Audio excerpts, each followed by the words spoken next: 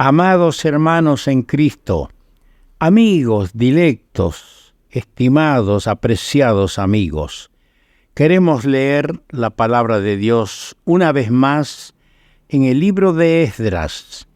Esdras, el capítulo 4, y vamos a leer los primeros 5 versículos, que dice así: Oyendo los enemigos de Judá y de Benjamín, que los venidos de la cautividad edificaban el templo de Jehová Dios de Israel, vinieron a Zorobabel y a los jefes de casas paternas y les dijeron: edificaremos con vosotros, porque como vosotros buscamos a vuestro Dios, y a él ofrecemos sacrificios desde los días de Esaradón, rey de Asiria, que nos hizo venir aquí.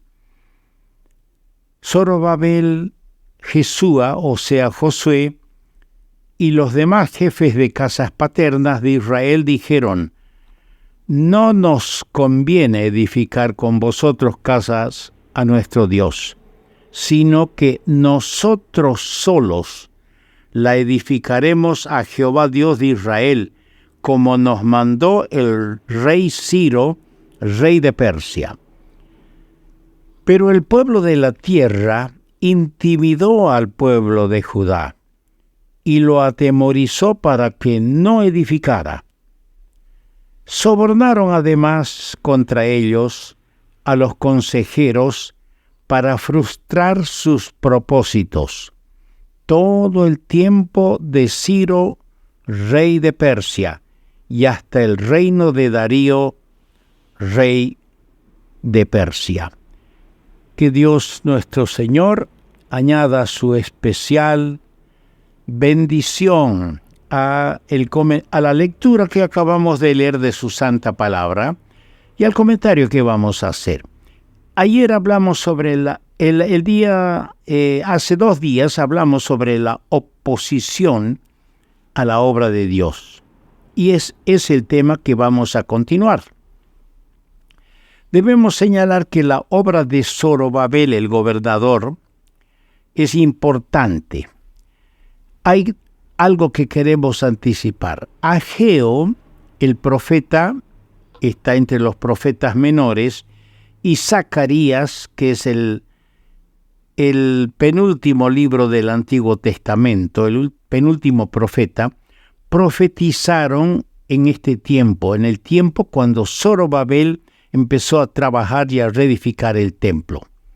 Hay que ver el libro de Ageo para entenderlo bien, y los primeros 8 capítulos del libro del profeta Zacarías.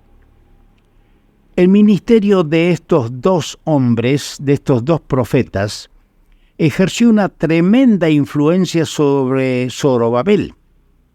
Por intermedio de Ageo, por ejemplo, Jehová envió a Zorobabel y al pueblo 4 mensajes relacionados con la construcción del templo.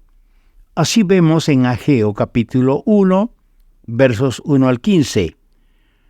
Otro mensaje vemos en el capítulo 2, versos 1 al 9. Un tercer mensaje en el capítulo 2, versos 10 al 19. Y un cuarto mensaje en el capítulo 2, también versos 20 al 23. Vale la pena leerlo para consustanciarse con el tema de la reedificación del templo y la oposición tenaz desatada contra ese trabajo. Así vemos en Ageo el capítulo 1, versos 1 al 5, y los pasajes que hemos dicho. Los 2 primeros fueron llamados a la reflexión y al trabajo.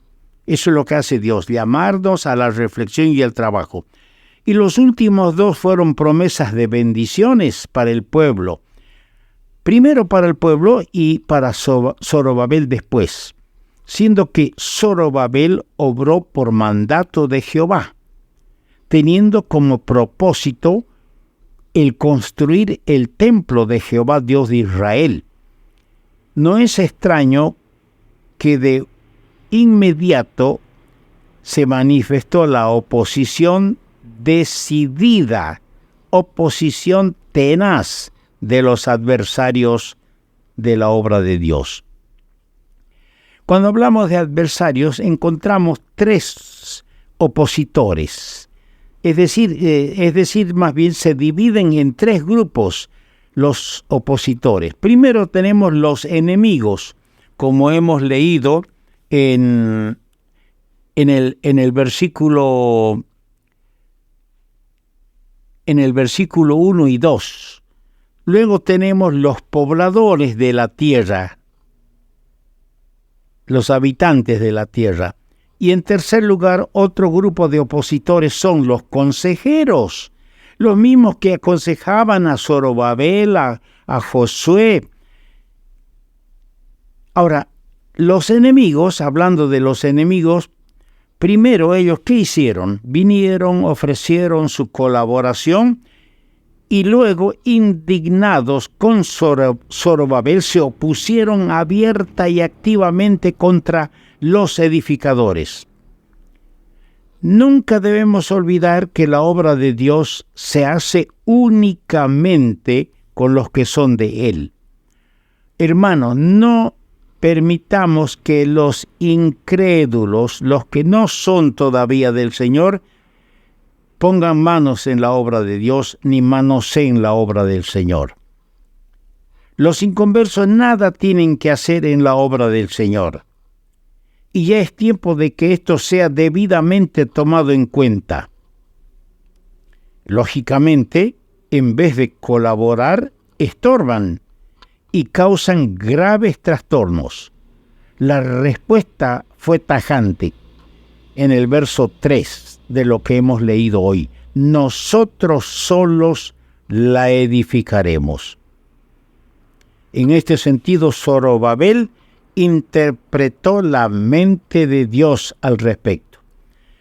El otro grupo, los pobladores de alrededor de la tierra, también hicieron su parte para obstaculizar abiertamente la obra. No nos dice la Escritura de qué medios se valieron, pero todo hace suponer que hicieron lo posible para impedir la llegada en cantidades suficientes de materiales y provisiones para la construcción, aparte de otros recursos que supieron aprovechar para lograr sus propósitos de impedir el avance de la obra. Por su parte, el otro tercer grupo, los consejeros, trataron de frustrar los propósitos de los edificadores, como dice en el versículo 5, para frustrar sus propósitos. Sobre el fundamento de suposiciones falsas, pretendieron influenciar sobre el ánimo del rey para emitir un decreto prohibiendo la edificación del templo. Opositores a la obra de Dios los hay en abundancia. Triste, como dijimos en la anterior meditación, triste es decirlo, no solo es externa la oposición, a veces es interna. Pero yo quiero dirigirme a los opositores a la obra de Dios. Los opositores se olvidan tres cosas. Primero, que Dios es el Dios de los cielos y también lo es el Dios de la tierra. Así lo dijo Abraham cuando comisionó a Eliezer, su mayordomo, ir a buscar una novia para su hijo Isaac en el capítulo 24 de Génesis. Le dijo, el Dios de los cielos, el Dios de la tierra, es Dios de la tierra. Ese Dios no es indiferente a todo lo que sucede a su pueblo aquí, en la tierra o sobre la tierra. Ningún acto de oposición o de persecución quedará impune. Sepan los opositores, todo el daño que causan a los hijos de Dios y a su obra no quedará impune. Nadie jamás debe olvidar que Dios es lo que dice o dijo Agar la empleada, la esclava de Abraham, cuando huía de su señora, y el ángel de Jehová la encontró en una fuente, en un arroyo en el desierto. Ella dijo: tú eres Dios que ve. Sí, nuestro Dios ve todo. Y nuestro Dios, como dijo en el Cristo resucitado en Mateo 28:18, dijo: toda potestad mi Dios tiene en el cielo y en la tierra. Una segunda verdad que los opositores olvidan: que Cristo tiene todo poder en el cielo y en la tierra. Los adversarios de lo justo, de los creyentes, jamás podrán ir más allá de lo que Dios permite. Satanás tiene mucho poder, pero no es omnipotente. Y aún él no puede sobrepasar lo permitido por Dios. Otra cosa que no deben olvidar los opositores a la obra de Dios es que si la obra es de Dios, no podrá ser deshecha. Estas fueron las palabras textuales del doctor de la ley Gamaliel ante el concilio en el capítulo 5 de los Hechos de los Apóstoles, versículo 39. ¿Podrá la obra de Dios ser obstaculizada? ¿Podrá ser demorada, paralizada provisoriamente? Podrá ser combatida y resistida, pero tarde o temprano la obra de Dios se hará. Es inútil resistir a Dios. Es inútil resistir a Dios. No luchemos contra Dios, como dijo Gamaliel en ese capítulo 5 de los Hechos. Y como dirían los escribas, apoyando a los fariseos ante el concilio en la discusión con Pablo: no resistamos a Dios. Hechos capítulo 23, versículo 9. No resistamos a Dios. Otra cosa que quiero apuntar aquí es los 3 templos. Ya lo habíamos mencionado en el anterior mensaje, que hay 3 templos. El que construyó Salomón fue el de menor tamaño en dimensiones de los 3 templos, pero fue el de mayor magnificencia por la causa de los materiales que invirtió en la construcción el rey Salomón. En 2 Crónicas, capítulos 5 al 7, tenemos la hermosa descripción de la dedicación de ese templo. Llegó el momento cuando la gloria de Jehová llenó la casa, dice en 2 Crónicas capítulo 7, versículo 1. Muchos años más tarde se registra una escena desconsoladora. Dice en el mismo libro de 2 Crónicas capítulo 36, verso 19, y quemaron la casa de Dios y rompieron el muro de Jerusalén. ¡Qué triste! Ahora, el segundo templo, el templo de Herodes, que se menciona en Juan, el Evangelio de Juan, capítulo 2, versículo 20, fue edificado en 46 años y fue destruido por Tito en el año 70 después de Cristo, o sea, unos 40 años después que el Señor muriera en el madero, cuando también destruyó la ciudad.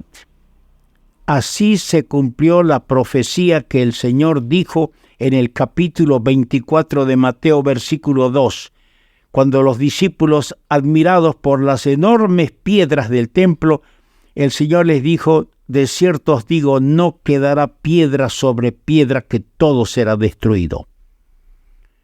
Aprendamos una solemne verdad.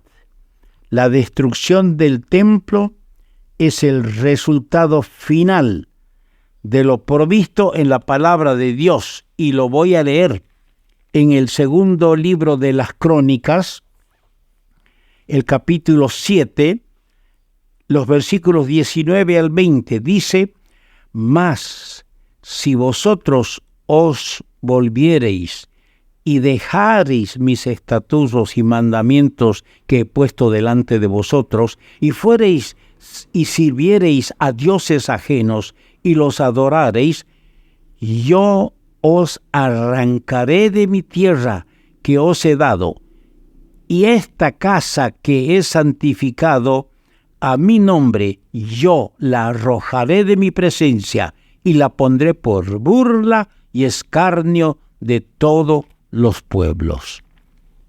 Qué cosa, ¿no? Uno se queda asombrado a veces por las cosas que se escribieron por palabra de Dios y se cumplieron por disposición de Dios. Hubo una obra, y esto es uno de los ejemplos claros para nuestra época, hubo una obra floreciente para Dios en la ciudad de Éfeso. Pero esta obra desapareció. El Señor quitó su candelero de la obra en Éfeso, capítulo 2 del Apocalipsis, versículo 5. Cuando se predicó el Evangelio por Pablo, los opositores de la obra no pudieron impedir la construcción de la edificación de una iglesia, así como no pudieron impedir la construcción del templo en tiempo de Zorobabel.